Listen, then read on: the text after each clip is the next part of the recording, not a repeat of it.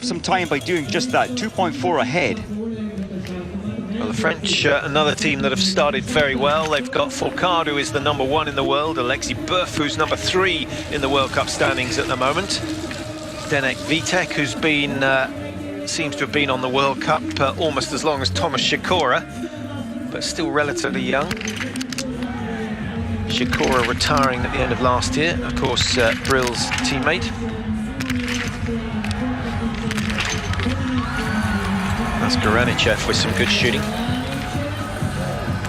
That makes up for those 2 misses early on. Simoneda, 26-30, and just missing out on that leading time. So Semenov has had a very, very good final lap, because Ada was a few seconds clear of him coming out of the range for the last time. Moravec gets tied up. Now that's... well, it's not cost him anything, no broken equipment. Maybe a bit of frustration might make him push for the early stages of the final lap. Who gives right away, Mike? Well, I think the athlete who is exiting the range, normally they stay closer to where the coaches are, so the athlete's coming out. So I think a little mistake there from the Serbian. He should have been possibly further over to the right. They were both exiting the range, but I think that the Serb was just drifting across slightly to the left. I think you're absolutely right. But when you're shooting there, you're only focused on yourself. Your mind is just saying, get out as fast as you can, or get out of this, ski through the range as fast as you can. It's cost him one shot, Landetinger. He needs this.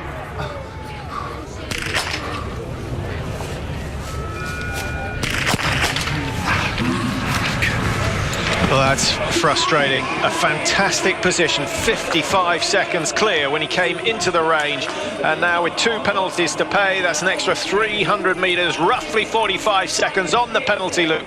Landetinger's chances have gone the same way as Suman's. But Austria still have Simoneda in the bank. He's run his race, he's in 2nd place at the moment. Will certainly keep the crowd on their feet in tomorrow's pursuit. Quite a tough programme here, Mike. Normally we'd start on a Wednesday and have a day off for each of the men and the women, but 3 successive days of racing. It's a very hard programme. Sprint today, pursuit tomorrow, relay. Of course, not all the athletes will take part in relay, just the best 4 from each nation. Of course, the Austrians still got Friedrich Pinter out there coming in soon for his standing. Do you think the only reason that they can run this sort of a schedule is the fact that there's very little micro trauma in skiing? You know, if you run too hard, certainly if you do 2 hard races in a row, you start to get muscle damage, as we see Legelic come in to finish, 26.01, 26.11 to beat, and he's well inside that. A great run from Legelic, and he sets the target time, looking for his 2nd victory of the season. Now, here's a man who could challenge him, and this is good from Lukas Hofer. Oh, what a shame. #5 has to go down. He's missed that as well. And Hofer has shown once again that he's a potential winner on the World Cup, but not when he misses shots 4 and 5. Now, Bergman, a chance for him as well. And this is even quicker than Hofer. I think the snow might just be getting a little bit quicker. Hofer just melted on the last 2 shots. He wanted to get back out as soon as he could skiing. Bergman missed all 5 last week, much better this week. He's got his discipline together. 4 out of 5 might be good enough for a top 3 for Carl-Johan Bergman. Bjorn Ferry, 26.27. Well, that's not a bad run from Bjorn Ferry. He'll have a reasonable start in the pursuit, whatever position he finishes in. Andy Birnbacher, solid as usual. This is good, and it's going to be a new leading time for Andy Birnbacher, and the German success continues. There were so many who were concerned that with Mickey Grice going, and of course the big names that have left in the last 5 or 6 years, Germany would fade away, but that is not going to be the case. And Andy Birnbacher, Arndt Pfeiffer are going to be 2 men who bring them forward, as well, of course, as Lesser, who was astonishing last week. That's a big margin he's got. That's a wonderful margin. Birnbacher, he just pulls it out of the bag time after time. He was up there, of course, second in the pursuit on Saturday last weekend, and in the Östersund. His form is good, his shooting is great. Well, here comes Malishko, who was the fastest up to 3 kilometres, so we know he's quick over the snow. He's already missed one, but if he can go clear here, he won't be far outside Bernbacher's time. Malishko is having a flyer, but he needs 5. And fast.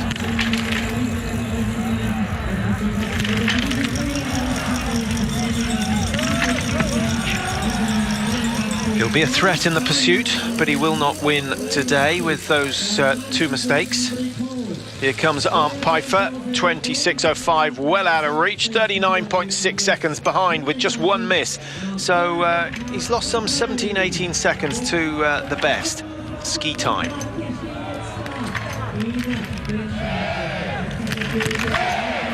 Looks relaxed.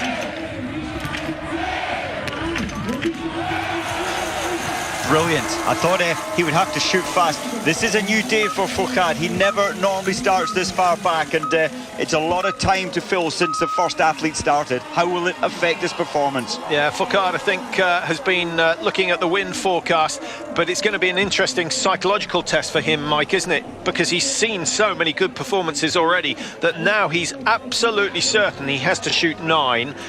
And he knows if he wants a real chance of winning, he's got to hit 10. And it's impossible not to sense and feel the athletes around you, how good the performance. Foucault will have seen Bernbacher shooting the perfect score, taking the new lead time after the stand. In fact, Uystegov only 6.7 seconds behind Bernbacher. Yeah, Landerting has, we've just seen him go through. He's skiing well, 25 seconds behind, despite the fact that he's missed 2. Tim Burke in the top right-hand corner of your screen, shooting for USA, started number 50. Booth showing us again his good form, his fairly fast shooting, not the fastest. And Booth, of course, second place last weekend in this race, in the 10K.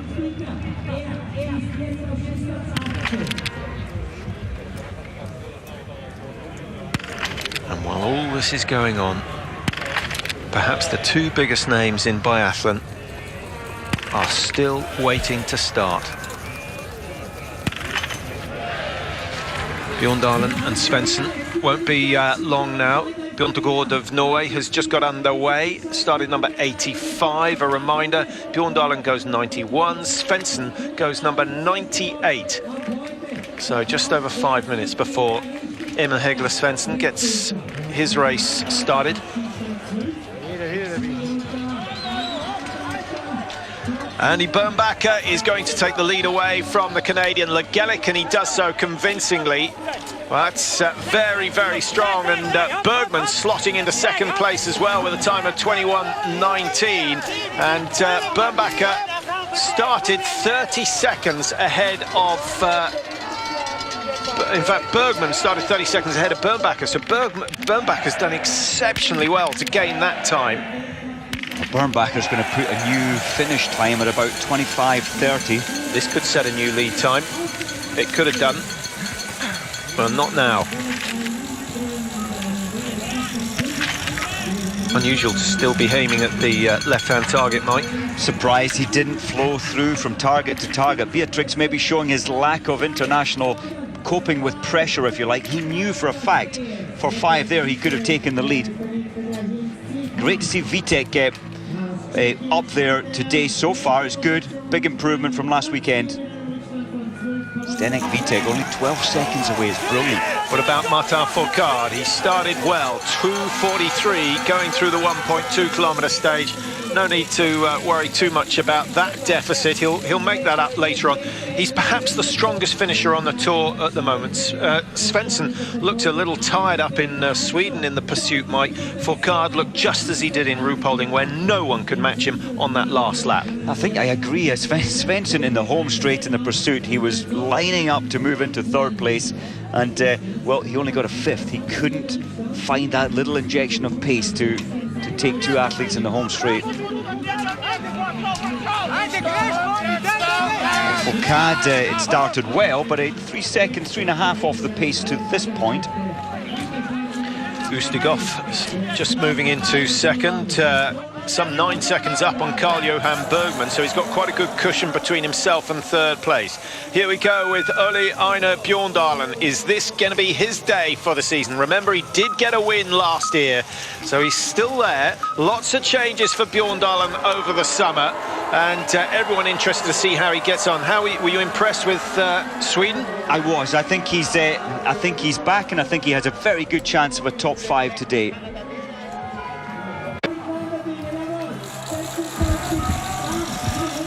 Austria's Landertinger into the finish, and another man right up there, only 22 seconds separating the top 5. This is not only building to be a very good race, the opener here in Hochfilzen, but it sets us up for a brilliant pursuit tomorrow, and I think there are going to be even more people slotting into that time margin. Martin Fourcade, can he do anything? He was 3 seconds down at the last split. He's now 0.4 ahead, and he's starting to wind it up in this early stage. 2 shoots still to come for Fourcade, looking for his 3rd win of the season. What a season he's had already. And doesn't he make it look easy? This is the high point of the course, of course, 373 metres climbed over the 10 kilometre, the highest point. From here down to the range, it's relatively easy. You get a chance for some recovery until the final climb back up into the range. But remember, last year he had a fantastic start again in Sweden, Mike. He came here and finished down in 22nd position, so it's not a foregone conclusion that he's going to be the #1 come the end of the day. No, absolutely true, but Fourcade, his shooting was strong, it was focused, and he'll be concentrating, I think, on his shooting again today. Martin Fourcade will. Is the world champion over 20 kilometres. That was a surprise result. Jakov Fak, fantastic skier. With 9 out of 10, he could well join the top 5 come the end of this run. Bernbacher into the finish now. 26.05 the time he's after, and he's well inside Legelik's time. A brilliant run from Bernbacher. That sets the target time at 21.31. Is that going to win today's race? Well, it's distinctly possible, because he's just got stronger and stronger as the race has gone on. Karl-Johan Bergman, the first to congratulate Bernbacher, and Bergman finds himself 27 seconds behind and still in 2nd place. What about Bjorndalen's early split? We'll get a split at 1.2 kilometres. He's 6.9 outside the leaders. I think that's safe. If we remember back to Fourcade coming through here, Fourcade was 3.5 seconds down at this point. But of course then there's the long climb. You can see it in the far distance. That's a huge climb up to the high point of the course. Little recovery after that, the steepest of climbs, and then again it's another 1.1 kilometre of climbing from under the bridge to the high point. Well, here comes the man of the moment. New rifle this year. 1 or 2 changes to the stock. We had an opportunity to get some interviews with him in the off-season, Mike, saying that his most precious, he was asked whether the skis or the rifle was more valuable, and he said the rifle, of course, because it's so difficult to replace compared to the skis, where he's already had a choice of 100 pairs. It's so true, and that the rifle is so personalised. It fits his hand, he's got the right distances to trigger.